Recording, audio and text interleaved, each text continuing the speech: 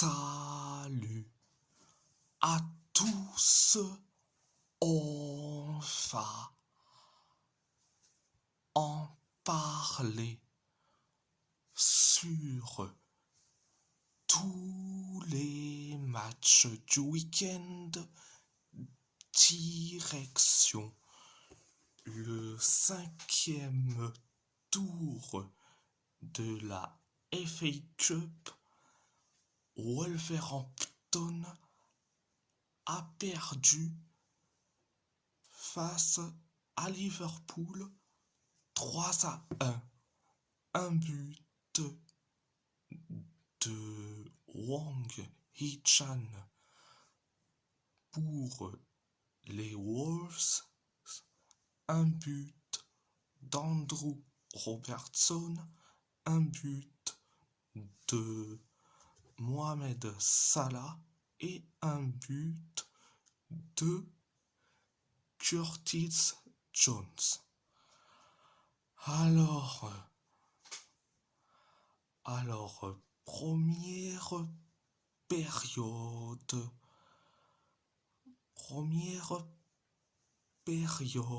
ça a été limité. Liverpool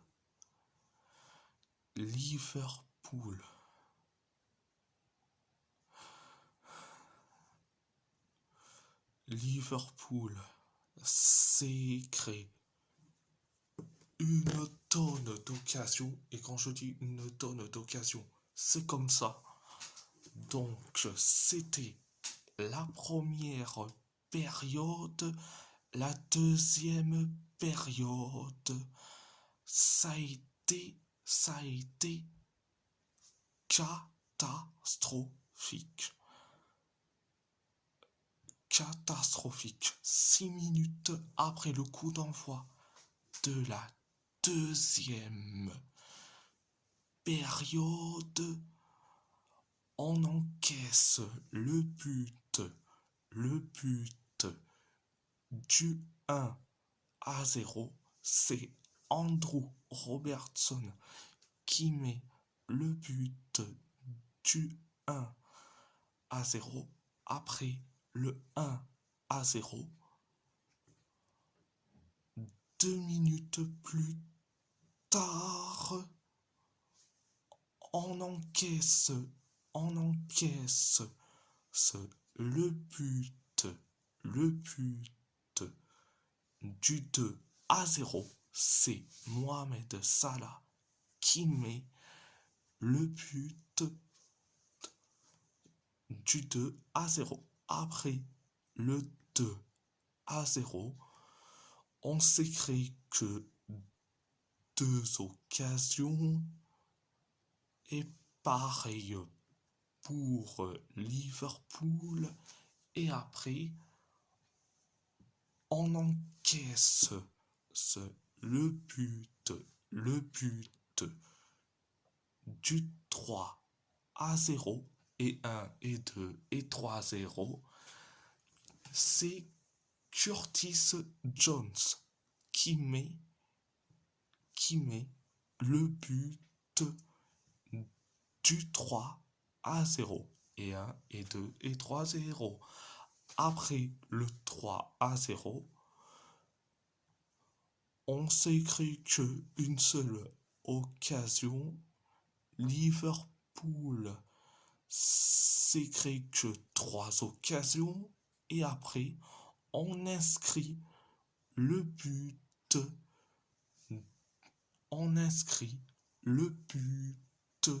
du 3-1. C'est Wang Hee-chan qui met le but du 3-1. Après le 3-1, Liverpool s'est créé la dernière occasion. C'était la deuxième période. À part ça, c'est tout. c'est tout. À part ça, c'est tout. C'est tout. On va parler. On va parler du PSG. Le PSG a perdu face à l'AS Monaco 3-1, un but de Bradley Barcola pour le PSG, un but de Magnus Akliouche, un but d'Alexandre Golovin et un but de Folarin Balogun pour les Monégasques. Première période, ça a été catastrophique. Donc, l'AS Monaco s'est créé que une seule occasion. Nous, on s'est créé que 2 occasions. Monaco s'est créé que une seule occasion. Et nous, on s'est créé que 3 occasions. Et après, on encaisse le but du 1-0. C'est Magnus Akliouche qui met le but du 1-0 après le 1-0. Oh, donc on s'écrit que une seule occasion. Et pareil pour Monaco. C'était la première période. La deuxième période, ça a été la même chose. Catastrophisme, mais d'une catastrophisme à l'état pur. On s'écrit que 2 occasions et après on encaisse le but du 2-0. C'est Alexandre Golovin qui met le but du 2-0. Après le 2-0, Monaco s'écrit que une seule occasion. Et nous, on s'écrit que 4 occasions. Et après, on inscrit le but du 2-1. C'est Bradley Barcola qui met le but du 2-1. Après le 2-1, 2 minutes plus tard, on encaisse le but du 3-1. C'est Folarin Balogun qui met le but du 3-1. Après le 3-1, on s'écrit carrément 6 occasions. Monaco s'écrit que une seule occasion. Pareil pour nous et pareil pour Monaco. C'était la deuxième période. Donc, je vais dire franchement, ce match-là, c'était du catastrophisme à l'état pur. Mais, ok, les joueurs pensent à leur match de Ligue des Champions face à Chelsea. Et si je retiens que cette excuse, et les autres excuses n'est pas, n'est pas valable non plus, de dire ils sont fatigués, etc. Et franchement, ça c'est une excuse carrément qui n'est même pas valable. Bon, bref, ok, ok,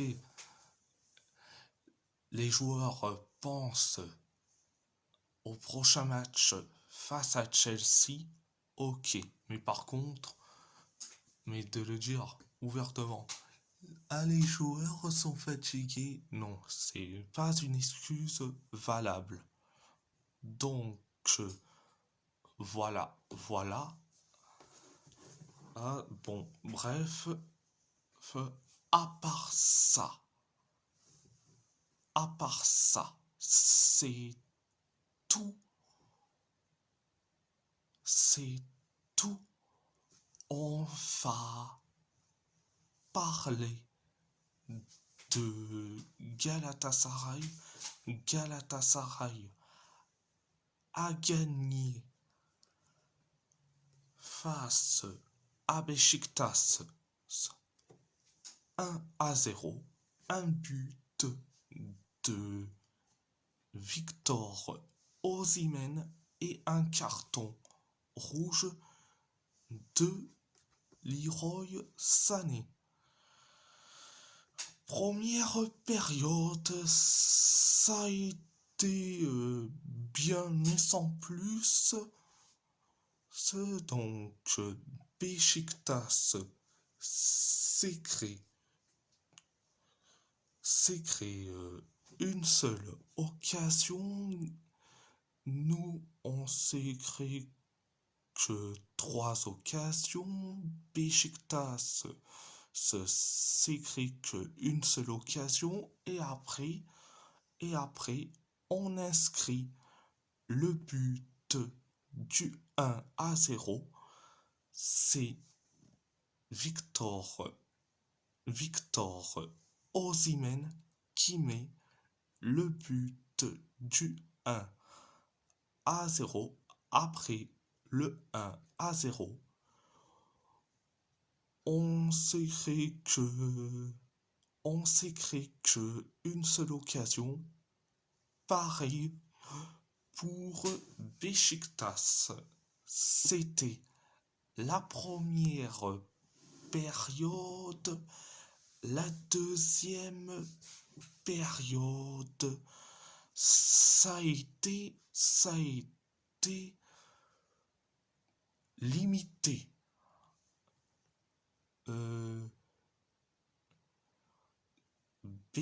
Beşiktaş, excusez-moi, Beşiktaş s'est créé que 5 occasions.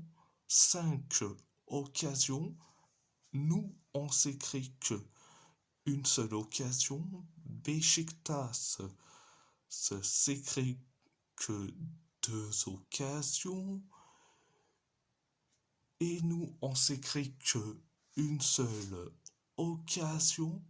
Et après, carton rouge pour Leroy Sané après sa faute sur Rıdvan Yılmaz. Donc on est à 10 contre 11 après le carton rouge de Leroy Sané. On s'est créé que 2 occasions.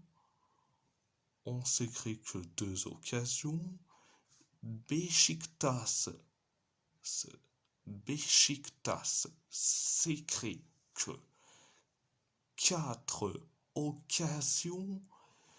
Et nous, on s'est créé que 2 occasions, Beşiktaş s'écrit que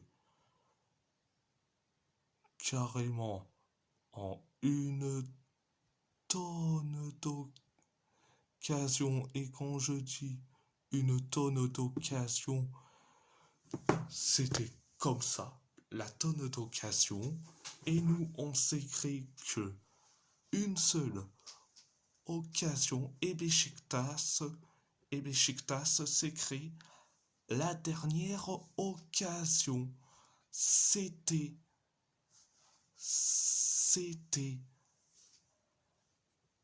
la deuxième période. Alors oui, c'est une victoire à l'arraché. Mais j'ai une petite question à Okan Buruk. Pourquoi tu as écarté Yasser Asprilla pour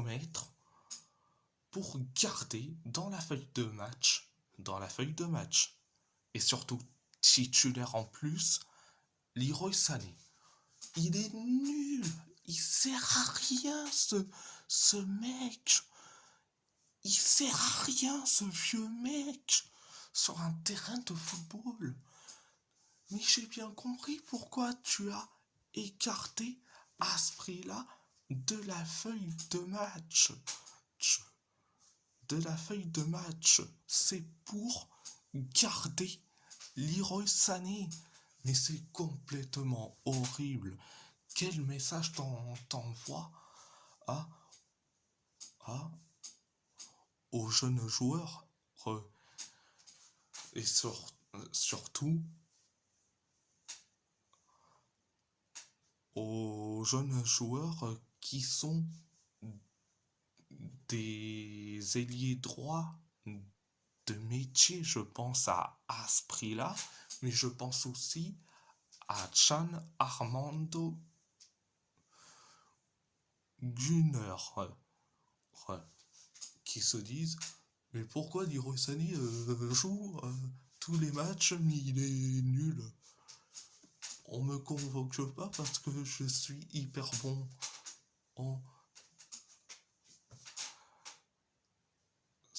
c'est surtout à ce prix-là que je m'inquiète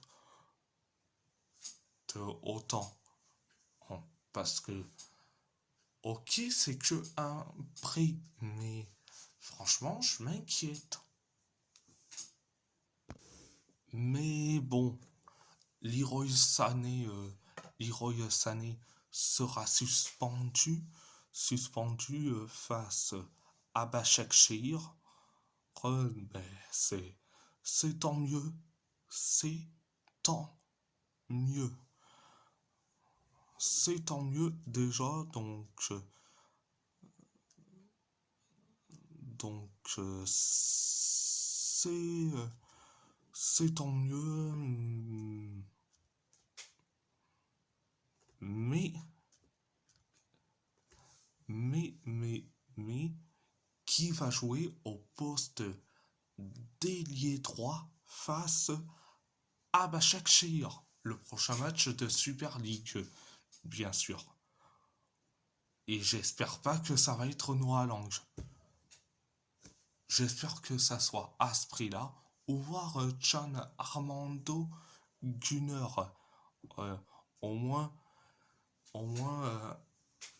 un des deux, ou voire même les deux, sont bien meilleurs que Leroy Sané. J'ai pas peur de le dire ouvertement. Donc voilà, à part ça, c'est tout. On va parler de l'Athletic Bilbao. L'Athletic Bilbao a perdu face au Barça 1-0, un but de Lamine Yamal. Alors, première période, ça a été limité, on s'est créé que deux occasions, le Barça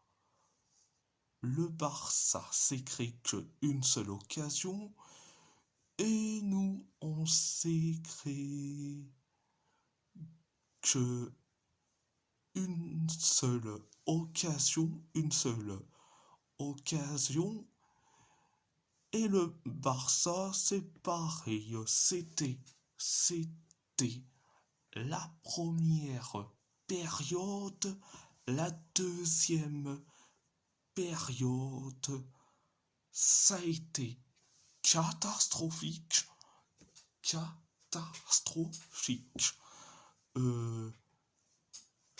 Le Barça s'est créé que deux occasions et nous on s'est créé que une seule occasion. Pareil pour le Barça et nous on s'est créé que deux occasions. Le Barça s'est créé que une seule occasion et après on encaisse le but du 1-0, on encaisse le but du 1-0. C'est Lamine Yamal qui met le but du 1-0 après le 1-0. On s'est créé que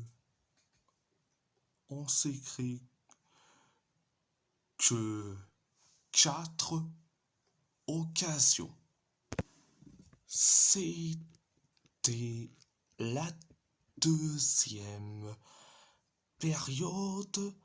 Bon, si je vais dire carrément qu'il y a plus d'erreurs d'arbitrage pour nous, malheureusement, dans ce match-là. Entre Unai Gomez qui se blesse, mais il n'y a pas que ça. Quand tu vois que Lamine Yamal qui te fait une faute sur Adama Boiro, qui mérite son carton jaune. Après quoi d'autre,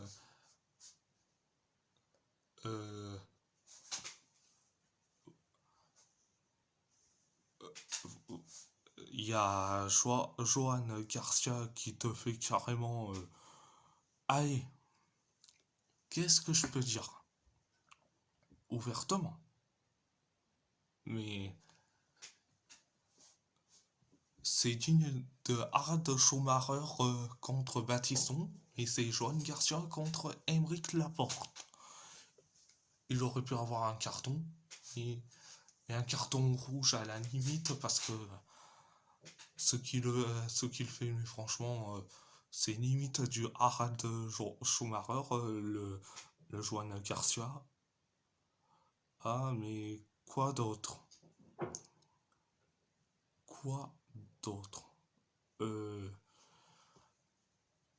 Pau Combarsi aurait pu avoir un carton rouge pour sa faute sur Iñaki Williams, mais bon, il a rien eu. Bon, l'arbitre aide le Barça. Les arbitres, ils aident le Barça et le Real. Mais on sait qu'ils les aident, c'est tout à fait normal pour eux. Non, il y a des fois je me pose la question. Mais bon, après, tu as aussi, Eric Garcia qui tacle violemment sur un de nos joueurs. Mais bon, l'arbitre n'a rien dit. Et mais bon, l'arbitre, c'est le même arbitre pendant le derby entre Osasuna et l'Athletic Bilbao. Le match où ça s'est terminé un partout, où il n'a pas laissé l'action de Robert Navarro. Mais on a bien compris, cet arbitre, il était pour le Barça. Mais on a bien compris. Non mais sérieux, mais ça m'énerve. Mais franchement, ça m'énerve. Et pourtant, on a bien joué, mais c'est plus les erreurs d'arbitrage. Déjà, on est victime. Le Barça et le Real Madrid sont favorisés par les arbitres. J'ai pas peur de le dire ouvertement. Bon, bref. À part ça, c'est tout. C'est tout. On va parler de l'AS Roma. L'AS Roma a perdu face au Genoa 2-1.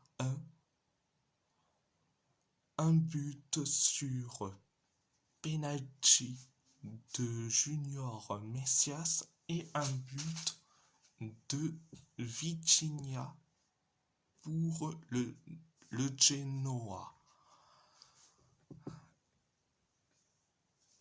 Un but d'Evan Ndicka pour la Roma.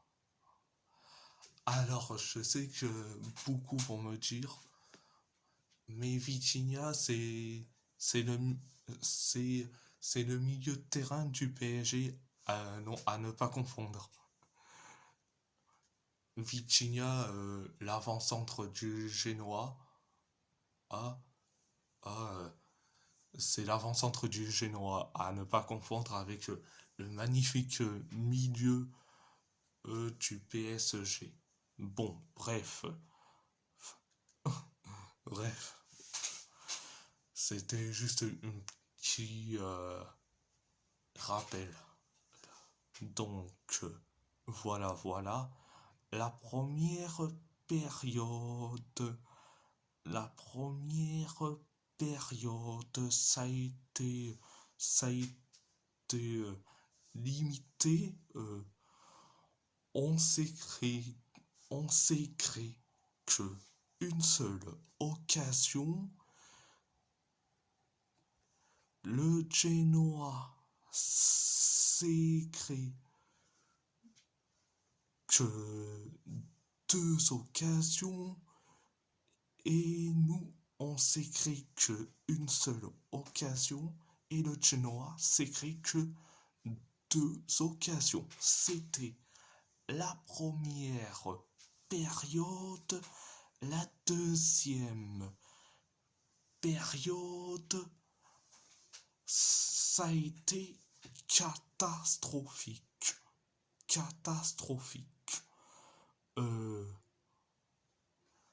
7 minutes. 7 minutes après le coup d'envoi de la deuxième période, penalty pour le Genoa. Après la faute de Lorenzo Pellegrini sur Michael Lerkson, donc penalty pour le Genoa, c'est Junior Messias qui s'en charge. Résultat,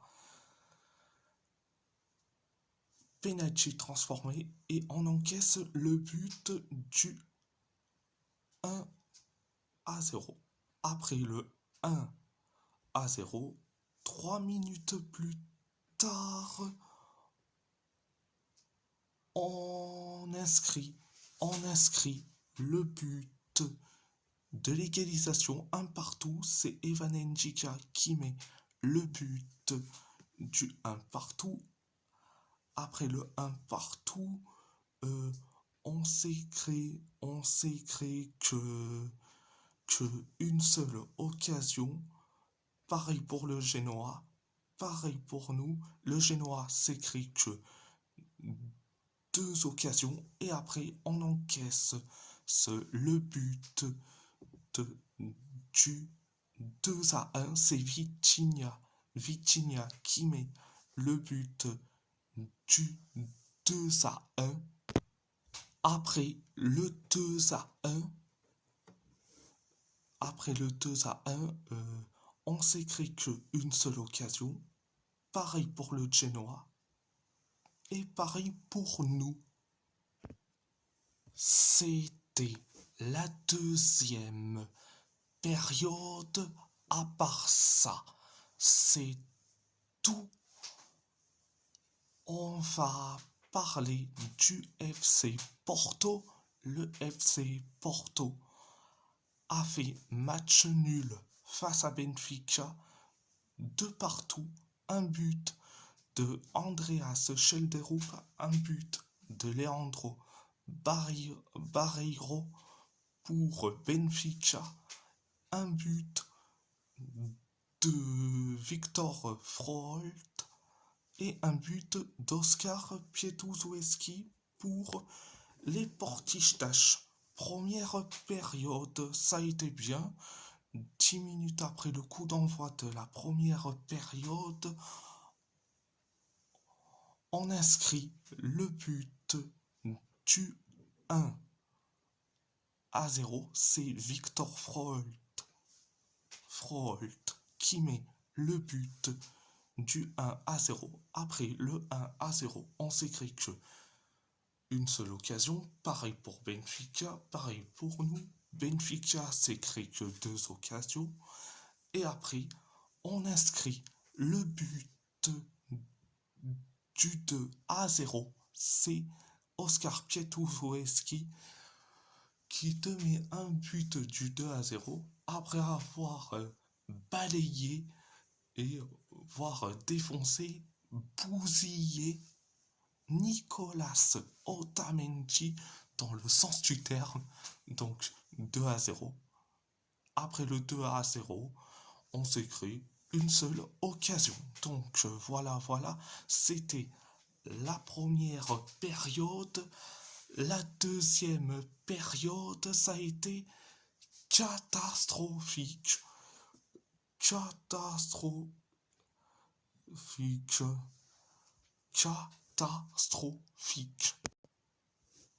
Benfica s'écrit une tonne d'occasions. Nous, on s'écrit qu'une seule occasion et après, on encaisse le but du 2-1. C'est Andreas Schelderup qui met le but du 2-1. Après le 2-1, on s'écrit que 2 occasions. Benfica s'écrit quelques occasions. Et nous, on s'écrit que une seule occasion. Benfica pareil, jusqu'à que on encaisse le but de l'égalisation de partout. C'est Leandro Barreiro qui met le but de l'égalisation. Après le 2 partout, on s'écrit la dernière occasion. Et pareil pour Benfica. C'était la deuxième période. À part ça, c'est tout. Et si la vidéo vous plaît, abonnez-vous à ma chaîne YouTube, likez, commentez si vous avez envie ou pas, c'est votre choix. À part ça, je vous laisse et merci beaucoup. Un grand merci beaucoup.